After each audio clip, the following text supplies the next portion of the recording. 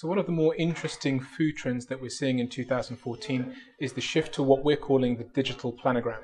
Now, a planogram is essentially a visual plan of how products are displayed on a store's shelf, and the digital aspect is becoming increasingly important as more consumers shift a growing portion of their budget to the web.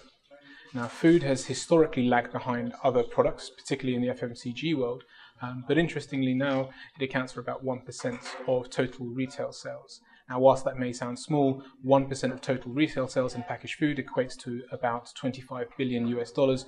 So to put that in perspective, that's roughly the size of the entire packaged food market of Indonesia. Western Europe and Asia Pacific are the two regional markets which really seem to be driving the internet penetration for packaged food, and among those countries which are really pushing this forward are the UK, Ireland, but also from Asia Pacific we've got Japan, South Korea and China.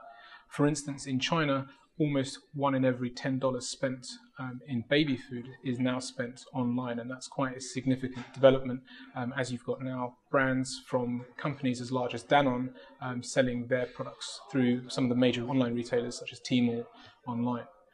Food products which are typically shelf stable and have higher unit prices are the ones which are likely to have a greater level of internet penetration, and this is largely because the higher unit prices make it worthwhile for consumers to shop around and find savings for.